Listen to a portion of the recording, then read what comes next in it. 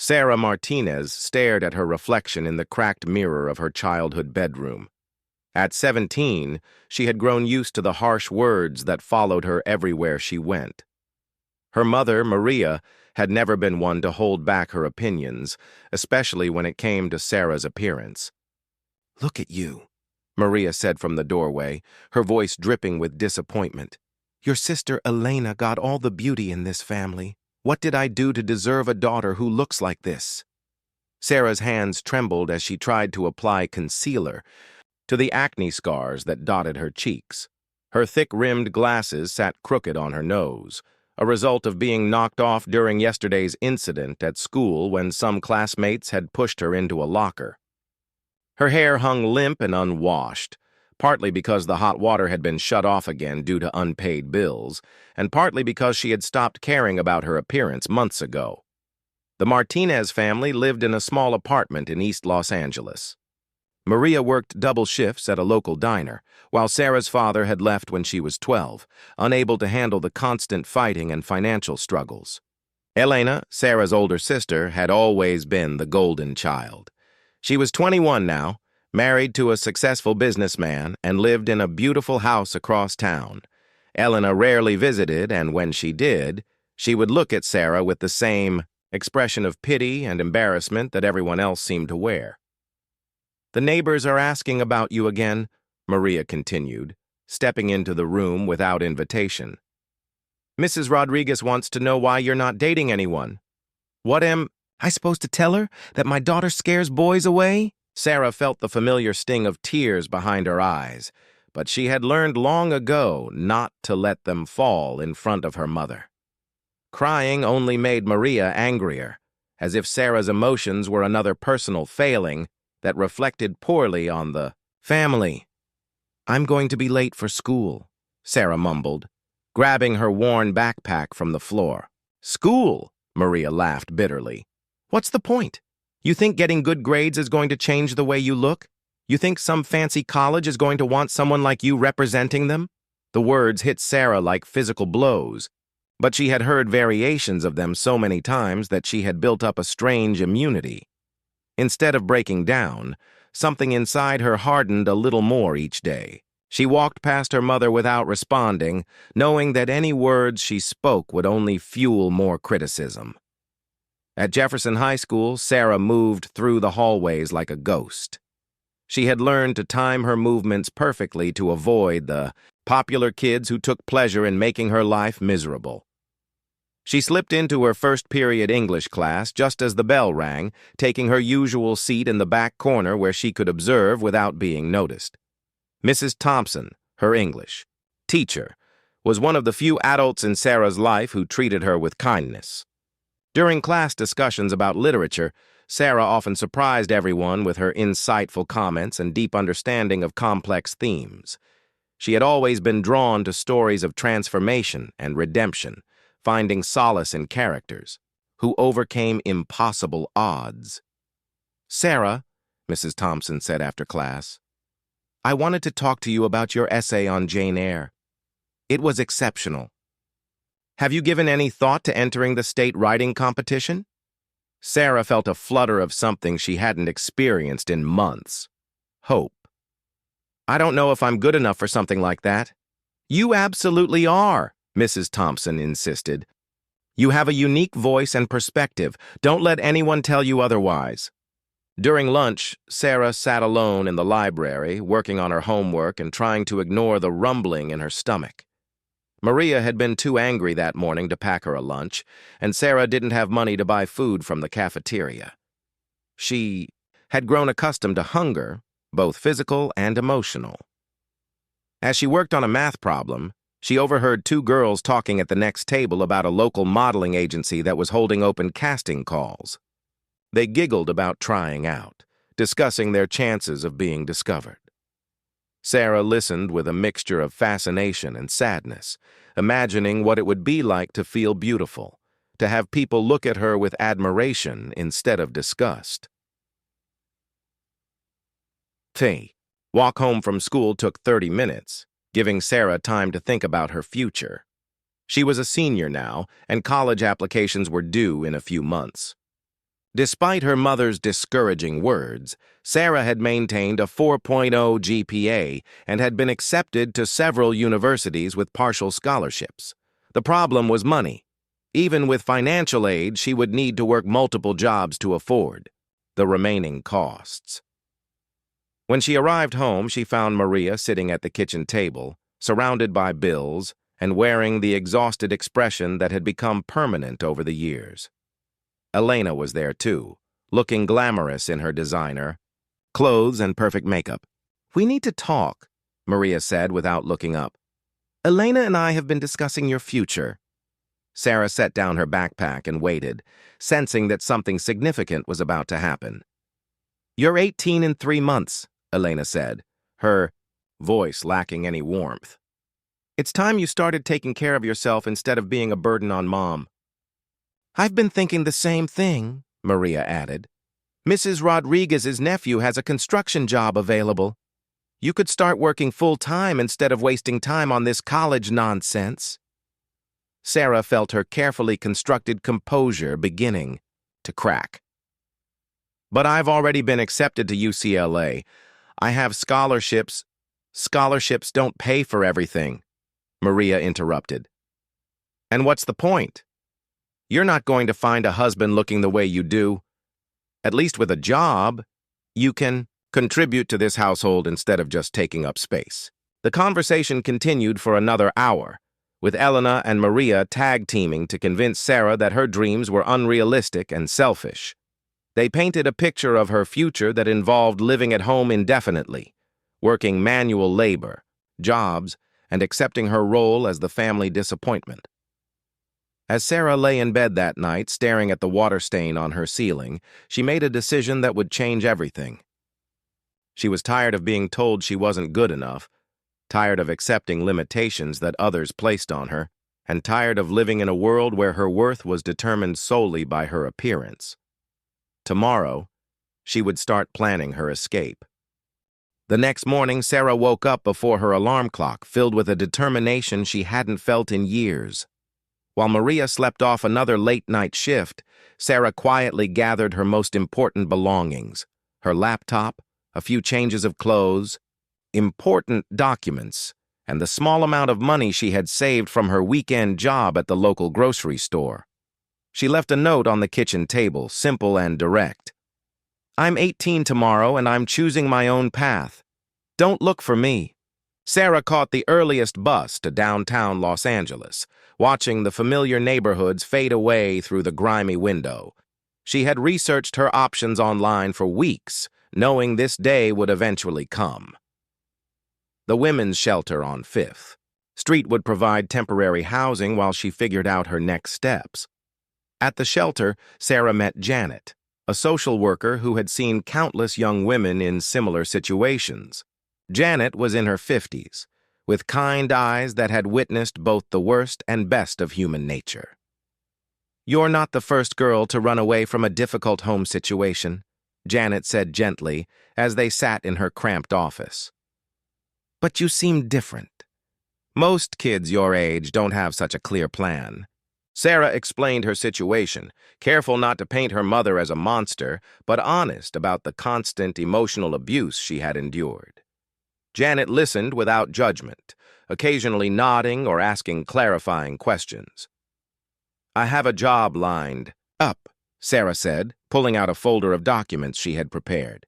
"The manager at Books and More downtown said I can start full-time immediately. I've also been accepted to UCLA with partial scholarships. I can take classes at night while working during the day." Janet was impressed by Sarah's preparation and maturity. She helped Sarah navigate the complex process of establishing independence, including opening her own bank account, obtaining a library card for her new address, and understanding her rights as an emancipated minor. The first few weeks were harder than Sarah had anticipated. The shelter was crowded and noisy, with women from all walks of life sharing cramped quarters. Some were dealing with addiction, others fleeing domestic violence, and a few were simply down on their luck. Sarah quickly learned to keep her belongings secure and to mind her own business. At Books and More, Sarah threw herself into her work with the intensity of someone who had something to prove. The bookstore was an old, cluttered place that smelled of coffee and aged paper. The owner, Mr. Chen, was a quiet man in his 60s who had immigrated from Taiwan decades earlier. He rarely spoke, but Sarah noticed that he watched her carefully during her first week. "You read during your breaks," Mr. Chen observed one afternoon as Sarah sat in the back corner with a worn copy of The Great Gatsby. "I hope that's okay," Sarah said quickly, worried she had violated some unspoken rule. "It's more than okay. Most young people don't appreciate books anymore. What are you studying?" Sarah explained her plans for college, her love of literature, and her dreams of becoming a writer. Mr. Chen listened with growing interest. "My daughter lives in San Francisco now," he said slowly. "She's a successful lawyer. But when she was your age, she looked very different than she does now. Sometimes the most beautiful transformations happen when people think we're not watching." That conversation stayed with Sarah as she began her evening classes at the local community college. She had decided to complete her general education requirements there before transferring to UCLA, both to save money and to prove to herself that she could handle the academic workload while supporting herself. In her English composition class, Sarah met Professor Williams, a woman in her 40s who had once been a successful journalist in New York before moving to Los Angeles to teach. Professor Williams had a sharp wit and an intolerance for lazy thinking that reminded Sarah of Mrs. Thompson from high school. "Your essay on social media and self-worth is remarkable," Professor Williams told Sarah after class one evening. "You write with the kind of insight that usually comes from years of life experience. How old are you?" 18, Sarah replied, surprised by the compliment. "Have you considered journalism? You have a natural ability to observe human behavior and translate it into compelling prose." Sarah had never thought about journalism as a career possibility, but Professor Williams's words planted a seed that would grow in the coming months. She began reading newspapers and magazines with new eyes, paying attention to writing styles and story structures. At the shelter, Sarah's quiet determination began to inspire some of the other residents. Maria, a woman in her 30s who was recovering from drug addiction, often asked Sarah for help with reading and basic math. "How do you stay so focused?" Maria asked one evening as they sat in the common area. "I mean, you work all day, go to school at night, and still find time to help people like me. Don't you ever just want to give up?" Sarah considered the question carefully. "I think about giving up every day," she admitted. "But then I remember why I'm here. I'm not trying to prove anything to the people who hurt me. I'm trying to prove something to myself." Meanwhile, back in East Los Angeles, Sarah's disappearance had created more drama than she had expected. Maria had called the police, though she was more angry than worried. Elena had been embarrassed by the attention from neighbors and friends, particularly when people began asking uncomfortable questions about why Sarah had felt the need to run away. "She's always been dramatic," Maria told anyone who would listen. "Acting like she's better than everyone else, thinking she's too good for this family." But privately, Maria was struggling with feelings she didn't want to acknowledge. Coming home to the empty apartment each day felt different than she had expected. She found herself looking for Sarah's familiar figure hunched over homework at the kitchen table or hearing phantom footsteps in the hallway. Mrs. Rodriguez, the neighbor, who had always been critical of Sarah's appearance, surprised Maria one afternoon with an unexpected observation. "That girl was always polite to me," she said as they stood in line at the grocery store. "And she was smart, too. My grandson said she helped him with his homework once when he was struggling with reading." These small revelations began to accumulate, creating a picture of Sarah that Maria had been unwilling or unable to see. Other neighbors shared similar stories. Sarah helping elderly Mr. Martinez carry groceries, Sarah reading to children at the community center, Sarah tutoring struggling students for free. Elena, meanwhile, was dealing with her own uncomfortable realizations. Her husband had asked pointed questions about Sarah's disappearance, and his obvious disapproval of how the family had treated her created tension in their marriage. You always said she was weird and awkward, he said one evening over dinner. But running away and supporting herself at 18 takes real courage. Maybe the problem wasn't with her. Back at the shelter, Sarah was making progress that went beyond financial independence.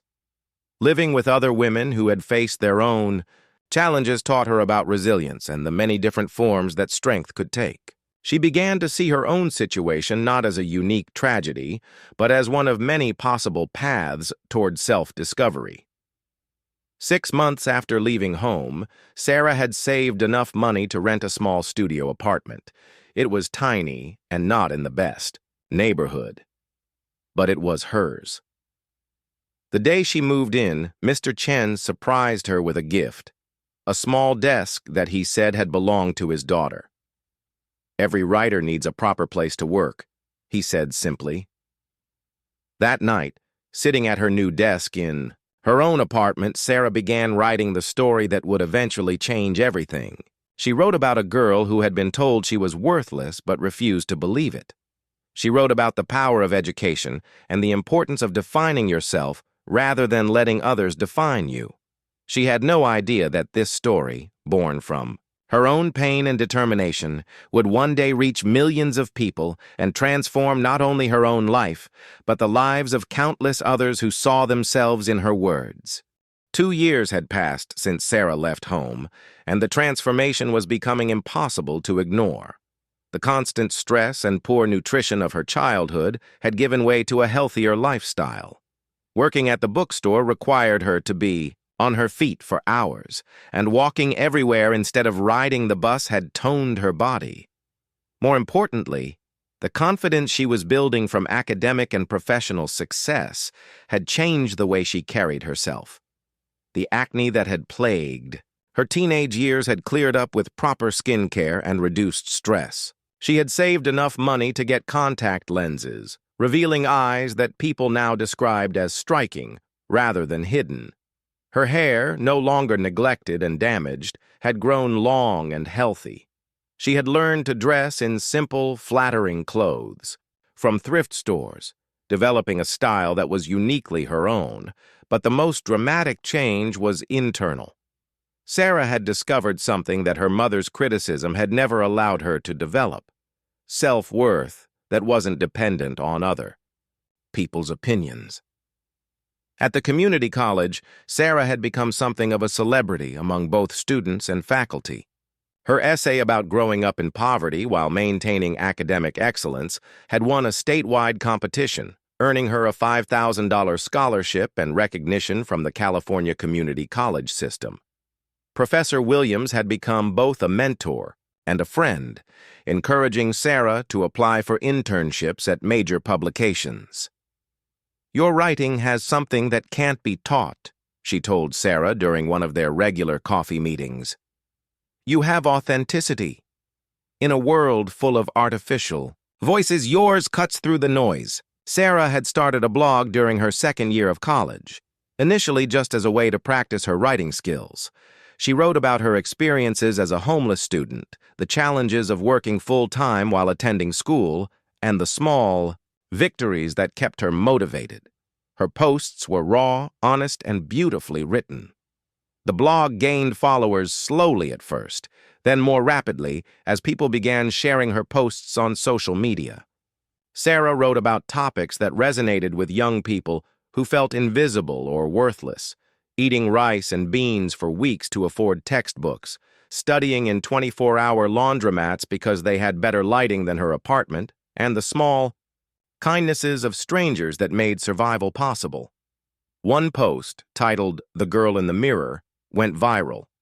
In it, Sarah wrote about the moment she realized that her mother's voice had become her own inner critic, and the long process of learning to speak to herself with compassion instead of cruelty. "For years, I saw an ugly girl in the mirror because that's what I had been told to see," she wrote. "But ugliness isn't about the shape of your nose or the size of your clothes. Ugliness is about giving up on yourself, about accepting limitations that others place on you, about believing that you deserve less than you're willing to fight for." The day I stopped seeing myself through my mother's eyes was the day I started becoming beautiful. The post was shared thousands of times, with comments from people all over the world who saw their own experiences reflected in Sarah's words. Suddenly, literary agents were reaching out to her, magazine editors were offering her freelance work, and universities were inviting her to speak at student events. Sarah's first major article was published in a national women's magazine, a piece about the hidden homeless population among college students. The article featured interviews with dozens of students who were living in cars, sleeping in libraries, or crashing on friends' couches while pursuing their education. The response was overwhelming, leading to policy changes at several universities and increased funding for student housing assistance programs. Meanwhile, back in East Los Angeles, word of Sarah's success was spreading through the old neighborhood. Maria first heard about it from Mrs. Rodriguez, who had seen Sarah's picture in a magazine at her doctor's office. "Is that your daughter, Sarah?" she asked, showing Maria the article. "She looks so different, and it says here she's a successful writer now." Maria stared at the photograph accompanying the article, barely recognizing the confident young woman smiling back at her. This person looked nothing like the awkward, miserable teenager who had left home 2 years earlier. The change was so dramatic that Maria's first instinct was denial. "That's not my Sarah," she said flatly. "My Sarah wasn't pretty enough for magazines," but the evidence kept accumulating. Elena called, having heard about Sarah's blog from a friend who had shared one of her posts on Facebook. Local news stations began picking up Sarah's story, featuring her as an example of overcoming adversity through education and determination. The first television interview request came from a morning show in Los Angeles. Sarah was terrified, but accepted, knowing that the exposure could help other students in similar situations. The interviewer, a woman named Patricia Chen, was known for her tough but fair questioning style. "Your mother told you that you were too ugly for college, too ugly to find love, too ugly to have the kind of life you wanted," Patricia said during the interview. What would you say to her now? Sarah had prepared for this question, but found herself emotional when it actually came.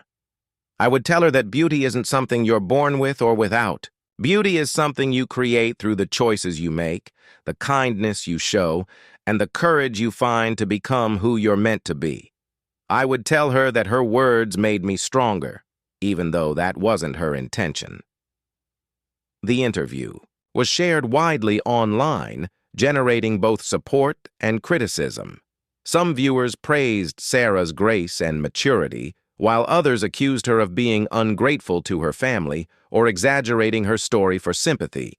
Sarah's blog following exploded after the television appearance. Young people from around the world began writing to her, sharing their own stories of feeling rejected by their families or communities because of their appearance, their sexual orientation, their learning differences, or their dreams that didn't fit conventional expectations. One letter came from a 15-year-old girl in Ohio. "My mom tells me I'm too fat to be a dancer, but I love dancing more than anything. Your story made me realize that maybe the problem isn't with me."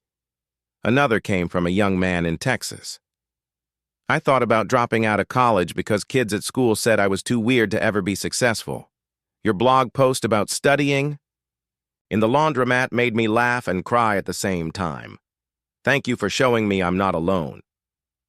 Sarah began responding to as many letters as she could, often staying up late into the night to offer encouragement and practical advice. She realized that her platform came with responsibility, and she took that responsibility seriously. At Books and More, Mr. Chen watched Sarah's transformation with quiet pride.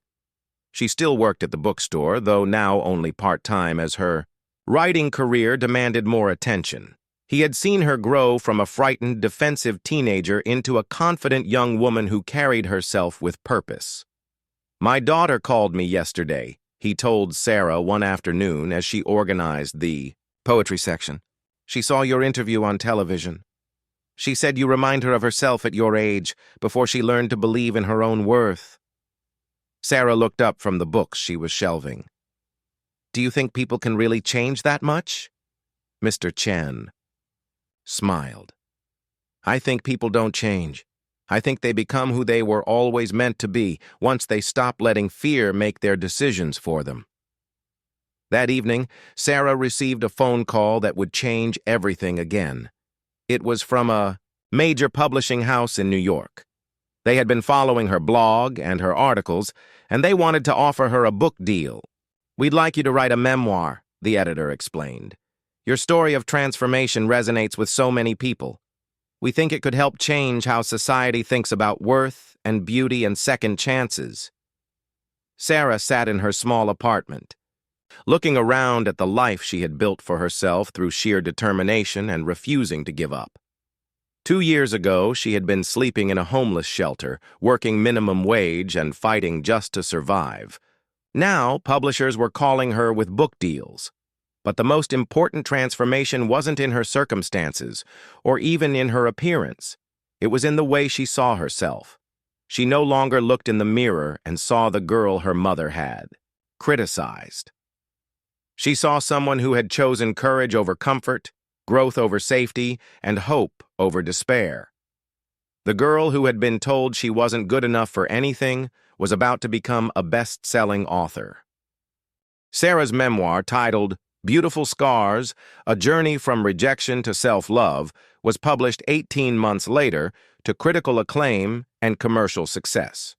The book tour took her to major cities across the country, where she spoke to packed auditoriums filled with people who saw their own struggles reflected in her story.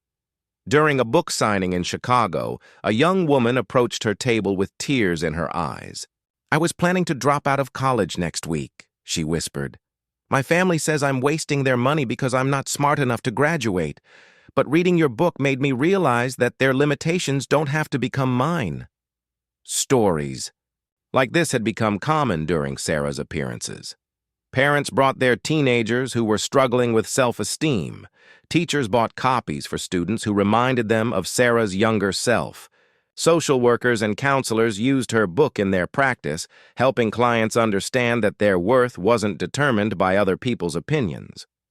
The financial success of the book allowed Sarah to move into a beautiful apartment in Santa Monica, complete with an ocean view and a dedicated writing space.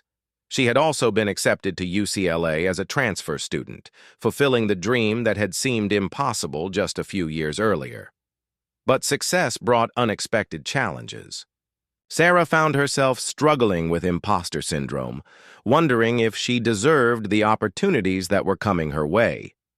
She also faced criticism from some quarters, with people questioning whether her story was too good to be true or accusing her of profiting from her family's dysfunction. The most difficult challenge came in the form of phone calls and emails from family members who suddenly wanted to reconnect.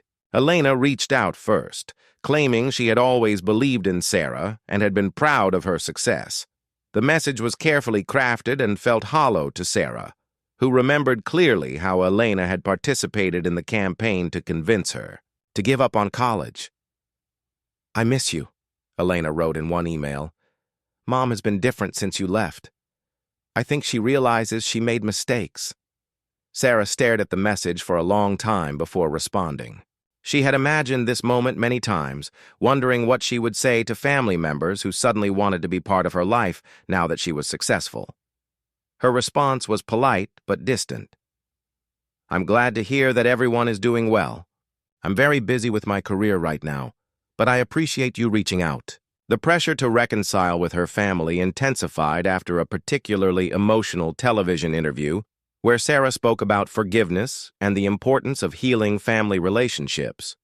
Viewers flooded her social media accounts with messages, encouraging her to give her mother a second chance. "Family is everything," one person wrote. "Your mother probably didn't know any better. You should forgive her and move on." These messages frustrated Sarah because they oversimplified the complexity of emotional abuse and the long journey toward healing. She decided to address the issue directly in a blog post that would become one of her most controversial pieces. "Forgiveness is not a debt that victims owe their abusers," she wrote. "It's not a magic switch that erases years of damage or a requirement for moving forward. Some people seem to think that my success means I should now be grateful for the treatment that nearly destroyed me, as if cruelty was a necessary ingredient in my transformation. But I didn't become successful because of my mother's rejection. I became successful despite it. The post generated heated debate in the comments section and across social media. Some people accused Sarah of being bitter and unforgiving. Others praised her for speaking honestly about the pressure that abuse survivors face to reconcile with their abusers for other people's comfort. During this turbulent period, Sarah found unexpected support from David Martinez, a photographer she met during a magazine shoot for her latest article. David was 2 years older than Sarah, had grown up in foster care, and understood the complexity of family trauma in ways that most people couldn't. People who grew up in healthy families don't understand, he told Sarah over coffee after their first date. They think forgiveness is like flipping a switch. They don't realize that some of us have to build ourselves from scratch because the foundation we were given was made of criticism and rejection. David's presence in Sarah's life provided something she hadn't realized she was missing, someone who understood her journey without trying to fix it or convince her that her feelings were wrong. Their relationship developed slowly, built on friendship and mutual respect rather than passion or desperation. 6 months into their relationship, Sarah received a call that she had been both expecting and dreading. Maria was in the hospital with a heart attack. Elena wanted Sarah to come home immediately. "She's been asking for you," Elena said, her voice breaking with emotion that might have been genuine. "The doctors aren't sure if she's going to make it. Please, Sarah. I know things have been difficult, but she's still our mother." Sarah sat in her beautiful apartment looking out at the Pacific Ocean and felt the weight of a decision that would define the next chapter of her life. She had built a career partly on the story of overcoming her mother's rejection, and now she was being asked to set aside years of hurt for what might be a deathbed reconciliation. David found her sitting on her balcony that evening, staring at the waves. "What are you thinking?" he asked gently. "I'm thinking about all the times I imagined this moment," Sarah said. "When I was younger, I used to fantasize about her apologizing, about her finally seeing me as worthy of love. But now that it might actually happen, I'm not sure what I want anymore." "What do you think you owe her?" "Nothing," Sarah said quickly, then paused. "But maybe I owe something to the person I've become. Maybe I need to go back. Not for her, but to close this chapter properly." The flight back to Los Angeles felt surreal. Sarah had transformed so completely that she worried people wouldn't recognize her. She had lost weight, learned to dress with confidence, and carried herself with the poise that comes from genuine self-respect. More importantly, she was returning as an equal rather than a supplicant. At the hospital, Sarah was shocked by how small and fragile her mother looked in the hospital bed. Maria had aged dramatically in the 3 years since Sarah had left home, her face gaunt and her hair completely gray. When she saw Sarah enter the room, her eyes widened with an expression that mixed disbelief, shame, and something that might have been recognition. "Sarah?" Maria's voice was weak and raspy.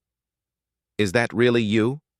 Elena stood on the other side of the bed, looking uncomfortable and avoiding eye contact with Sarah. The silence in the room was heavy with years of unspoken words and accumulated hurt. "Yes, it's me," Sarah said simply, pulling a chair close to the bed but not sitting down yet. "I came because Elena said you wanted to see me." Maria struggled to speak, her words coming in short bursts between labored breaths. "I saw you on television. You looked so different, so beautiful." Sarah felt a familiar stab of pain at her mother's words. Even now, even in what might be her final conversation with her daughter, Maria's first comment was about her appearance. "I look the same as I always did," Sarah replied calmly. "I just learned to see myself differently." What happened next would test everything Sarah had learned about forgiveness, family, and the power of choosing love over resentment. Maria's response would either begin the healing of their relationship or provide the final confirmation that some wounds are too deep to mend. In that sterile hospital room with machines beeping and the smell of antiseptic in the air, two women, who had shaped each other's lives in profound and painful ways, prepared to have the conversation that would determine whether their story would end in tragedy or transformation. Maria's eyes filled with tears as she looked at her daughter. For several long minutes, the only sounds in the room were the mechanical beeping of monitors and the whisper of the oxygen machine. When she finally spoke, her words came out in a rush of pain and regret. "I was wrong," she said, her voice barely audible. "I was so wrong about everything. When I saw you on that television show, when I read your book, I didn't recognize the daughter I thought I knew." Sarah remained standing, her arms crossed protectively over her chest. She had imagined this moment countless times, but now that it was happening, she felt emotionally detached, as if she were watching someone else's life unfold. "You read my book?" Sarah asked, genuinely surprised. "I bought it the day it came out," Elena interjected from across the bed. "We both did. Mom cried when she read it. She's been different ever since." Maria nodded weakly. Every page was like looking in a mirror and seeing a monster. "I never realized. I thought I was protecting you from disappointment by preparing you for how cruel the world could be. But I was the one being cruel." Sarah sat down slowly in the chair, her professional writer's mind noting the irony that her mother was finally giving her the words she had longed to hear. But they felt empty now. The validation she had desperately needed at 17 no longer had the power to heal wounds that had already scarred over. "Why?" Sarah asked simply. "Why was it so important to you that I believe I was ugly? Why couldn't you see anything good in me?" Maria's face crumpled as she struggled with the question. "Because I saw myself in you," she whispered. "You looked like me when I was young, before life beat me down. I was terrified that you would end up like me, disappointed, abandoned, broken. I thought if I could make you tough enough, if I could prepare you for rejection, maybe it wouldn't hurt as much when it happened. But I never rejected you," Sarah said, her voice rising with emotion for the first time. "I was a child who wanted her mother's love. I would have done anything to make you proud of me." "I know that now," Maria sobbed. "I see it in everything you've written. You were always special, always different from me in ways I couldn't understand. I was jealous of your intelligence, your dreams, your refusal to give up. I tried to make you small because I felt so small myself." Elena moved around the bed to stand near Sarah. "She's been seeing a counselor," she said quietly. "Ever since your book came out. She wanted to understand how she could have been so blind to who you really were." Sarah looked at her sister with new eyes. Elena had always seemed so confident, so perfect, but now she looked older and more fragile than Sarah remembered. "And what about you?" Sarah asked. "Did you really believe the things you said to me, or were you just following her lead?" Elena's composure finally cracked. "I was scared," she admitted. "I was scared that if I defended you, she would turn on me too. I know that makes me a coward, but I chose my own safety over protecting you. I've regretted it every day for the past 3 years."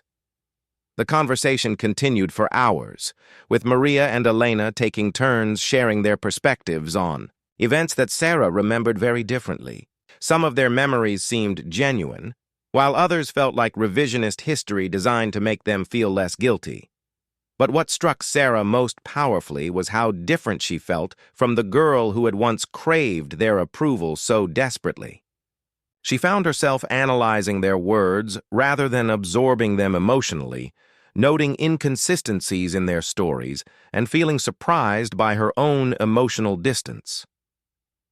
"I want to make things right," Maria said as visiting hours began to wind. Down. I want to be part of... 5 years had passed since Sarah's return to Los Angeles for her mother's heart attack. The careful, boundaried relationship she had built with Maria and Elena had evolved into something neither familial in the traditional sense nor entirely distant. They exchanged emails regularly, met for coffee when Sarah was in town, and maintained the kind of respectful connection that exists between people who share history but are building new futures. Maria had continued therapy and had become involved in volunteer work at a women's shelter, helping other mothers recognize patterns of emotional abuse. Elena had left her marriage after realizing that her need to appear perfect had led her to choose a partner who was controlling and dismissive. Both women credited their changed perspectives partly to reading Sarah's work and seeing themselves through her eyes. Sarah's career had exploded beyond anything she had imagined possible. Her blog had evolved into a multimedia platform that reached millions of people worldwide. She had published 2 more books, both bestsellers, and had become a sought-after speaker on topics related to resilience, self-worth, and transformation. More importantly, she had used her platform to create real change. The Sarah Martinez Foundation provided scholarships and support services to students from abusive homes who were pursuing higher education. Her advocacy work had led to policy changes at universities across the country, creating better support systems for students experiencing homelessness or family rejection. But the most significant change in Sarah's life was sitting across from her at their favorite beachside cafe in Santa Monica, reviewing wedding planning details. David had proposed 6 months earlier, and their upcoming marriage represented everything Sarah had once believed was impossible for someone who looked like her. I still can't believe you said yes, David said, looking up from the list of RSVPs they were reviewing. It was a running joke between them, but one that reflected the deep gratitude they both felt for finding each other. I can't believe you asked someone as high maintenance as a best-selling author, Sarah replied, grinning. Do you know how many opinions I have about font choices? Their relationship had been built on the solid foundation of 2 people who had done the hard work of healing from their past traumas before trying to build a future together. David's photography career had flourished alongside Sarah's writing success, and they had become creative partners as well as romantic ones, collaborating on projects that combined visual storytelling with written narrative. The wedding invitation list had been a complex negotiation. Sarah had invited Maria and Elena, but she had also made it clear that their attendance was welcome but not necessary for her happiness. She had learned to extend invitations without attachment to the outcome, offering connection while maintaining her own emotional independence. To her surprise, the RSVPs that moved her most weren't from family members, but from the community of people she had met during her journey. Janet from the women's shelter would be there, along with Mr. Chen from the bookstore, Professor Williams from community college, and dozens of readers who had become friends through her blog and speaking events. This is what family really looks like, Sarah said to David, looking at the list of people who had supported her transformation. It's not just the people you're related to, it's the people who show up for your life. The week before the wedding, Sarah received a call that would test everything she had learned about forgiveness and the complexity of human relationships. It was Elena, and she was crying. Sarah, I need to tell you something about Mom. Something I should have told you years ago. Sarah felt her stomach drop. What is it? When you were in high school before you ran away, there were people who tried to help you. Mrs. Thompson, your English teacher, called the house several times trying to talk to Mom about getting you counseling and support. The guidance counselor at school also reached out. They were worried about you, and they wanted to help. Sarah sat down heavily. What did Mom tell them? She told them you were fine, that you were just going through a difficult phase, and that she could handle it. She never told you that people were trying to help. She never told you that your teachers saw your potential and were fighting for you.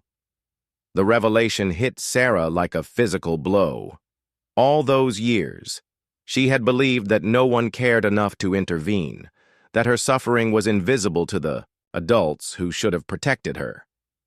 Learning that people had tried to help but had been blocked by the very person who should have advocated for her reopened wounds she thought had healed.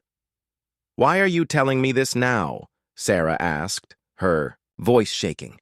"Because Mom is never going to tell you herself. She's too ashamed. But I think you deserve to know that you weren't as alone as you thought you were. And I think you deserve to know that your mother's failure was even deeper than you realized." That evening, Sarah walked alone on the beach, trying to process this new information. David had offered to come with her, but she needed solitude to work through the complex emotions that Elena's revelation had triggered. She thought about Mrs. Thompson, who had always seemed to see something special in her. Writing. She thought about the guidance counselor who had occasionally asked her how things were going at home. She thought about all the moments when help might have been available, if only she had known people were trying to reach her. But as she walked, Sarah realized that this new knowledge, painful as it was, didn't actually change anything fundamental about her story. She had still found the strength to leave an abusive situation. She had still built a life based on her own determination and vision. She had still transformed herself from someone who believed she was worthless into someone who knew her own value. The difference was that now she understood her resilience hadn't emerged from complete isolation. It had been nurtured by teachers and mentors who had seen her potential even when she couldn't see it herself. Their attempts to help had been blocked, but their belief in her had somehow reached her anyway. On her wedding day, Sarah stood in front of a mirror in a bridal suite overlooking the Pacific Ocean, wearing a simple but elegant dress that she had chosen because it made her feel beautiful. Her hair was styled in loose waves, her makeup was subtle and natural, and her smile was genuine and unforced. Maria knocked on the door and entered hesitantly. She was carrying a small wrapped box and looked nervous. "I wanted to give you this before the ceremony," she said, offering the gift to Sarah. Inside the box was a delicate silver necklace with a pendant in the shape of a phoenix. The card attached read, "To my daughter, who rose from the ashes of my failures and became more beautiful than I ever imagined possible. I'm sorry I couldn't see your worth when it mattered most. I see it now." Sarah felt tears threatening her carefully applied makeup. "Thank you," she said simply. "I know I don't deserve to be here," Maria said. "I know I don't deserve to see you this happy after what I put you through. But I want you to know that watching you become the woman you are has been the greatest honor of my life, even if I had nothing to do with it." Sarah looked at her mother and saw not the cruel, critical woman from her childhood, but a broken person who had recognized her mistakes and was trying, however imperfectly, to make amends. "You deserve to be here because I chose to invite you," Sarah said. "Not because you're my mother, but because you're someone who has worked to become better than you used to be. That's worth honoring." The wedding ceremony took place at sunset, with the ocean as a backdrop and a gathering of people who represented every phase of Sarah's journey toward self-acceptance. As she walked down the aisle, Sarah felt the weight of transformation, not just her own, but the transformation of everyone who had grown and changed alongside her story. When David took her hand at the altar, Sarah realized that the girl who had been told she was too ugly for love was about to marry someone who saw her as the most beautiful woman in the world. The teenager who had been told she would never amount to anything was now an internationally recognized author whose work had changed thousands of lives.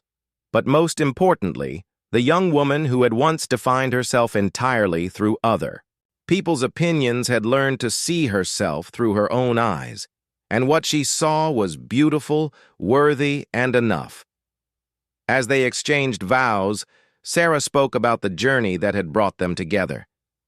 "I used to believe that love was something you had to earn through being good enough, pretty enough, successful enough. You taught me that love is something you give and receive simply by being brave enough to be yourself.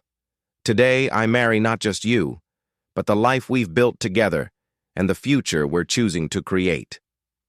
Later, at the reception, Sarah stood to give a speech that would later be viewed millions of times online. She looked out at the faces of people who had believed in her transformation, some who had been there from the beginning, others who had joined her journey along the way, and a few who had worked to become worthy of being part of her new story. 10 years ago, I was told I wasn't pretty enough, smart enough, or good enough to have the kind of life I wanted, she began. Tonight, I'm surrounded by love, celebrating a career that has exceeded my wildest dreams, and married to someone who sees me as beautiful inside and out. The difference isn't that I changed who I was, it's that I finally became who I was always mean.